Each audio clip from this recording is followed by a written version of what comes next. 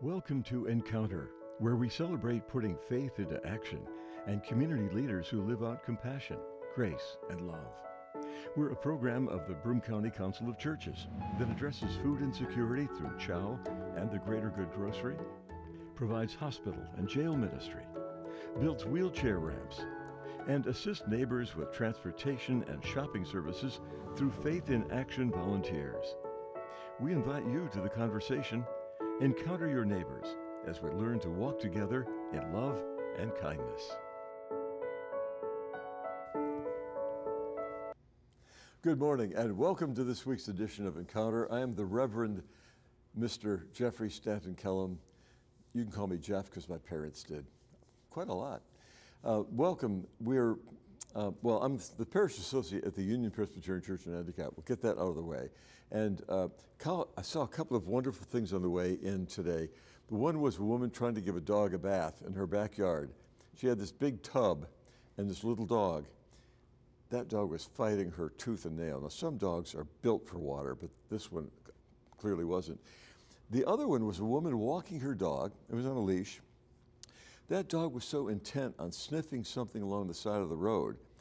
This rabbit comes out of the brush nearby, takes a look at the dog and thinks, and just kind of hops across the road. Dog was oblivious to it, which I'm sure the rabbit was thankful for.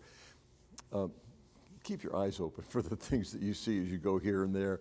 Speaking of keeping their eyes open and ears and being ready for midway between spring and summer, my guest is the naturalist, the writer, the photographer, Rick Marsi. Hey, Jeff. No, naturalist is not the same. A naturist is a nudist, right? I believe so, Okay, yes. well then we'll go with naturalist. Welcome back. Thanks. Always This good to be here. This is not a rerun. Rick is on a couple of times a year to talk about the beauty of creation and paying attention to it. So we're in that time between spring and summer when, I'll tell you, just to get up a few weeks ago and hear the peepers in the backyard with the what we call the Lockheed Martin Pond in our backyard, that was just a wonderful sign of spring to hear that. And I know you're watching for all these signs too, from the migrating of birds to paying attention to the songbirds that are in the neighborhoods. What's on your mind these days? All those things. Migration of birds is really a phenomenon that's hard to comprehend. On a given night, and the bird migration over our area in Broome County goes from maybe early March all the way through early June. Wow. And it's a wave of different species of birds coming. But on a night when there is a south wind, which gives them a tailwind from the south, adding like 20 or 25 miles an hour to their normal speed, which is 40 or 45. 45 miles an hour? Songbird will fly 40, 45 miles an hour. We can have thousands of birds flying over us while we're sleeping, right. And ultimately millions of birds during a migration season coming over. Right. And some of them will stay here. Some of them are bound for Broome County. The first ones we see are robins in the yard, red-winged blackbirds in the marsh. These are the earliest birds to come back, and then later I get this yellow-bellied sapsucker that comes back to my woods, and the phoebe, the little flycatcher that flies out and captures a bug in midair. Yeah. So it's just they march along. Yep. And the last ones that I think of, one of them is the scarlet tanager, which is a forest bird, crimson with black wings. He's pretty much the last of the birds. When I start to hear them, and I live surrounded by a pretty big forest, when I hear the scratchy song of the tanager, I tell myself, well, everybody's here. Now, where are the tanagers coming from, for example? Do you know? It's unbelievable. Yeah, I know. I'm Mr. Nature. It's a good thing. I'll tell you when I don't know. Okay. They're coming from South America. Oh man, it's unbelievable. And you think about the fact that their DNA tells them exactly where to go, to the place of their birth. So all these migrants are coming back to the place where they were hatched as chicks. Yeah. Really quite amazing. And the feats that they do. The hummingbirds. Now, in a week or so, you're going to start to see them around the house. So get your feeders out now. Yeah. They are in Mexico for the winter, but they have to cross the Gulf of Mexico to get to us.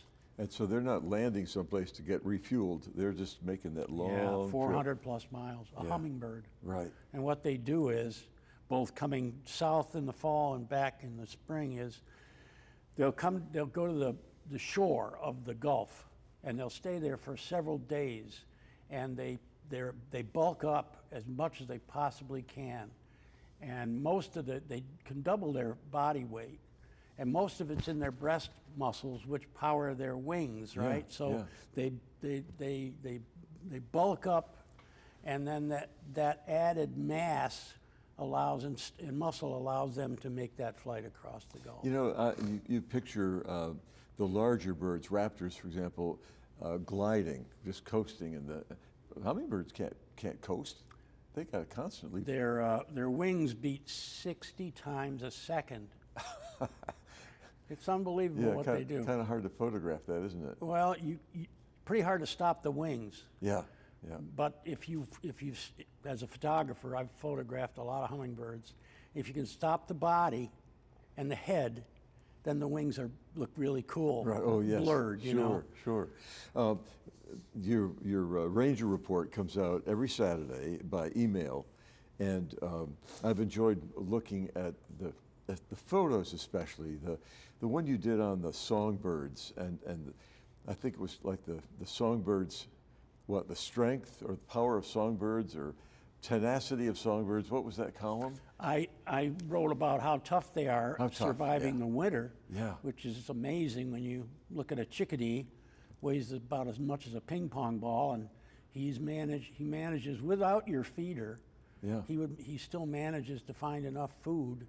We had a brutal winter this year. Oh yes. The fact that these little songbirds can get through the nights, the long frigid nights that we have, is really what a tribute to Mother Nature. But when you think about some of the birds that come back, and they're the early, pardon the expression, the early birds, they come back and then suddenly the weather turns, and you're thinking, how's this bird going to make it through 3 inches of snow? You know, it came back thinking it was spring. The birds make out, don't they, for the most part? They, most of them make out just fine. A good example of that is the robin. Yeah. Robins come back ridiculously early. Sometimes the ground is still frozen, so there are no worms for them to find. Sure. If they come back, and I think this year March 1st, it might have been one of those springs where the ground is exposed, and you'll see them kicking up leaves, looking for any kind of food. Yeah. But then the next day we get 4 inches of snow. Yeah. So all the food on the ground is covered. And when those days happen, I like to hit the road, because on a country road, all the birds that would normally be finding seeds and the like in meadows and forests, all they can do is go along the side of the road, because it's been plowed, and try picking anything that they can find. Right. Well, picking anything. What? Seeds mostly. Oh, okay. You know, and the robin is an omnivore, right? He'll eat a worm. Yeah. Omnivore means he'll eat anything. Bugs. He'll eat a worm. He'll eat a cricket. He'll eat a fruit. So if there's any dry fruit around that's made it through the winter, withered, dried fruit. A perfect example of that is staghorn sumac. Do you know sumac? Well, I know sumac, yeah. It's like a weedy tree that has this cone of fuzzy red fruits on the top. Yeah. And people disparage it because it's like a weed tree. You'd never plant it in your yard. Right. But on these days when there's 4 inches of snow on the ground, if you drive past a clump of suet, you'll see the robins on the suet getting those. It's like a survival food. They wouldn't eat it if they had a choice of other food, but it serves a real purpose. Yeah, it's the spam of robins, I guess.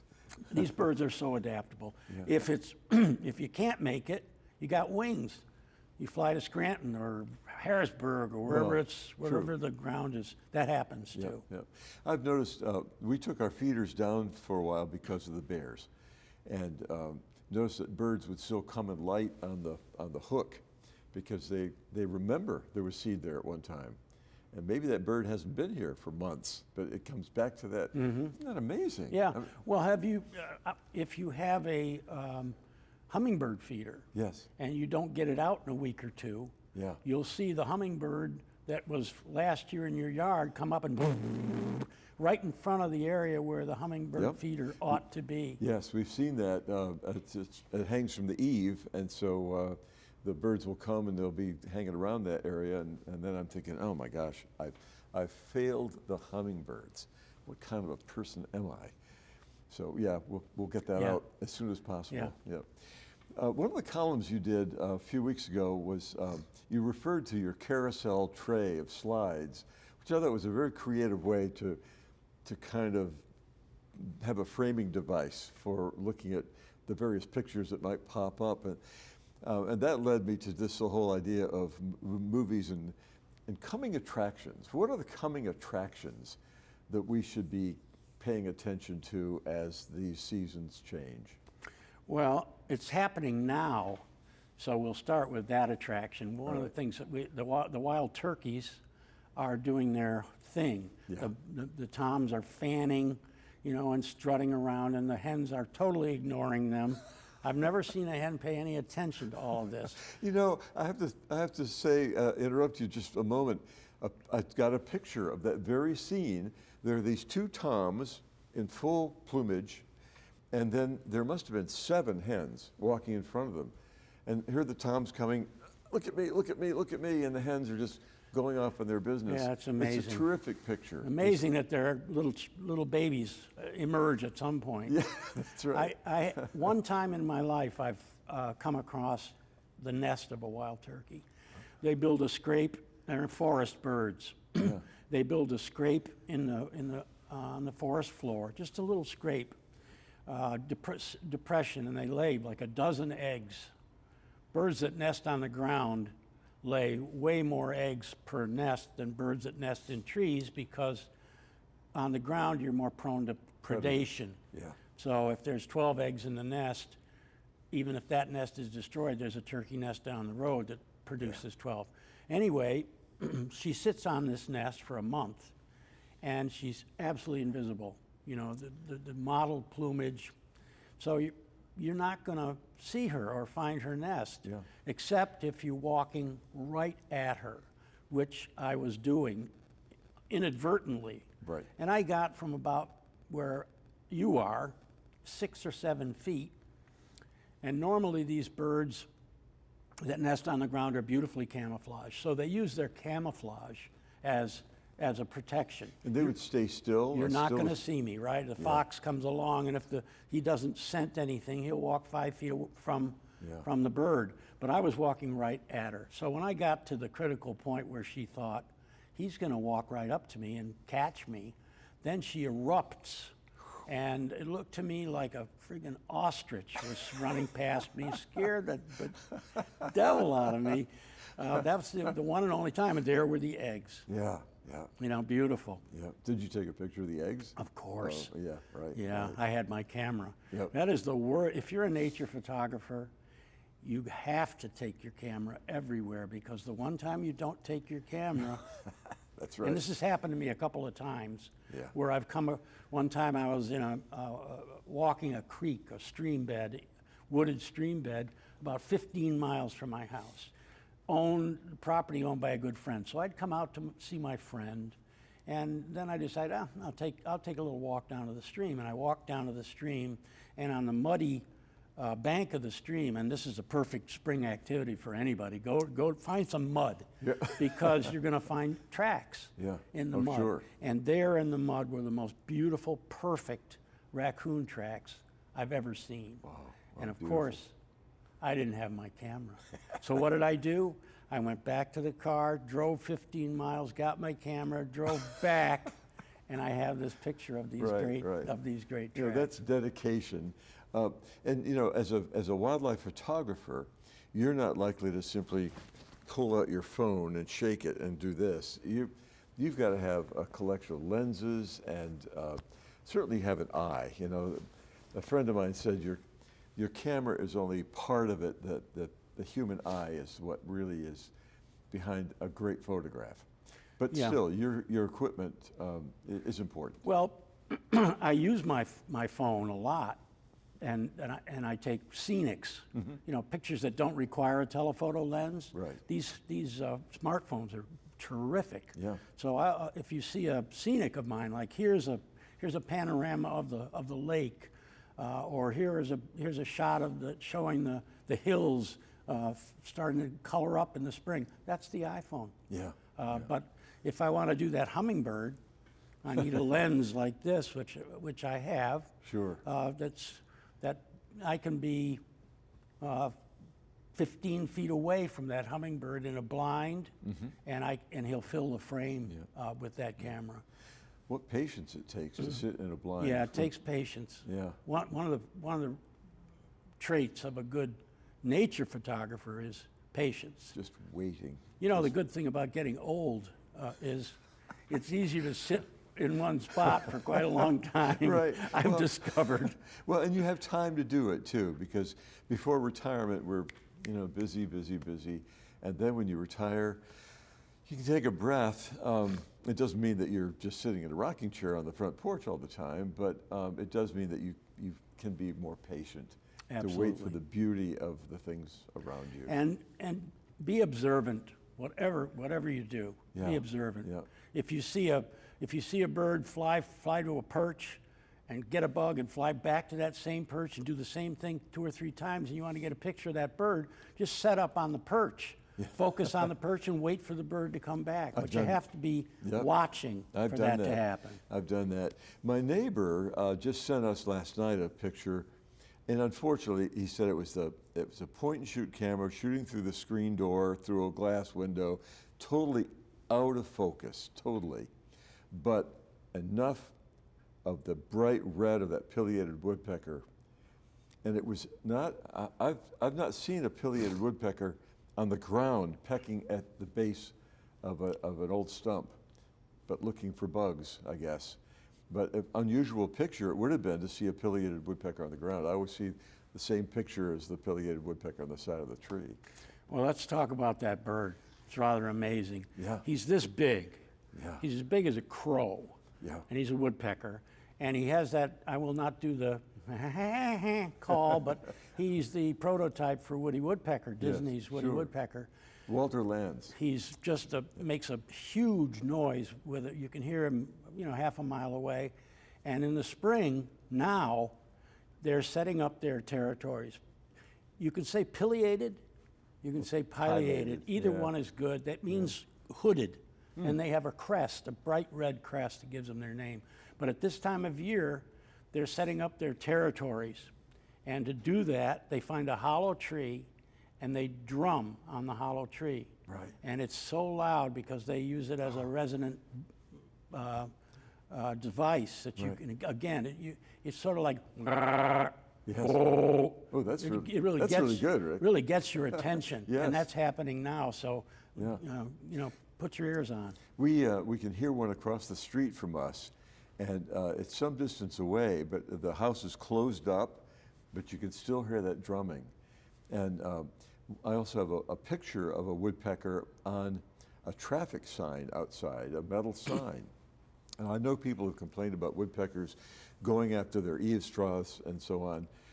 They're not looking for food. They're drumming for a mate, right? Or communicating. Yeah. Both. The traffic sign is interesting. Yeah. Birds go to metal to drum, right? Because it sends the sound so far. Yeah. So if there's a metal eaves trough or a stop sign or a metal gate, the woodpeckers will find it and drum on it. It's called drumming. Mm-hmm. They'll drum on it because the sound goes twice as far. And that's why lamp posts, anything that resonates. Yep. So they're not stupid. They're courting, I guess. Yeah. That's either tells them it's a male. It either tells the female that I'm available, I'm here, or it tells another rival male to stay away. So it serves two purposes. Yeah, territorial, yeah. My son is a woodpecker specialist, and you might be interested in the fact that he's applied to have a raptor at the school where he teaches, and he had to design a raptor shelter, not atrium, what's the word? Apiary? Apiary. Aviary. Aviary, there we go. Apiaries for bees, right? Right, okay. So it's an aviary. And so he designed it. The college has put some money into it. And then he had to go through the certification process, because you just don't buy a hawk, put it in a box. So they have found a hawk that's available, that's in rehab. And then he had to go through state and federal bureaucracies to be certified, and now he's gotten to the point now where he's got to have 200 hours of teaching to demonstrate that he can be capable of handling the bird and using the bird for educational purposes. So it's fascinating to watch this process and to realize that the state and federal guidelines are protective of the bird, and the hawk he has found the hawk. It's out in Illinois or Indiana, and they'll I don't know whether they're going to fly the hawk in on a plane or whether he'll drive and pick it up. But it's a very exciting thing to think that this bird is going to have a home, and the students will be able to interact with it in some way. A lot of these birds are hit by cars, and a wing gets broken, and there's no way they can be returned to the wild. Right. So they become teaching birds. I remember at the Tacanic Nature Center, I guess it's called the Tacanic Nature Center, up on Tacanic Boulevard in Ithaca. They used to have a couple of raptors, I think. And I'm not sure they still do. Speaking of nature centers, you do some work at the Waterman Preserve, and and it's just I saw you speak there once, and I'm wondering, and putting you on the spot, I should have given you a little bit of time to think about this. When people go to your talks, have people asked some off-the-wall kinds of questions that you think, my gosh, what's behind this? You've come to talk about your latest book or have a theme, and then you have a Q&A. Any odd questions you've been asked that you think of? Well, I learned early on, because I give a lot of slideshows and lectures. Yeah. I learned early on that at the beginning of the program, before I even start showing slides, I say something like, I'm really happy to be here, and I really want to hear from you. I want to hear your stories, etc., but not during the program. Mm-hmm. Wait until the program's over, and then I'll be here as long as it takes to talk to all of you. Yeah. So that stops interruptions. Yeah. And at the end, I'll get a little bevy of 5 or 6 people coming up, and sometimes they want to tell me about, that they saw a cardinal, something relatively common, but they're thrilled with it. Sure. Some of them, I gave a talk a couple of nights ago up at the Hilltop complex on Deo Hill Road, and one woman, elderly woman, came up and said, I knew your mother, and I thought, well, and that's always a thrill for me, because my mother was a naturalist and very well known in the community, Harriet Marsi. So that I brighten up with that.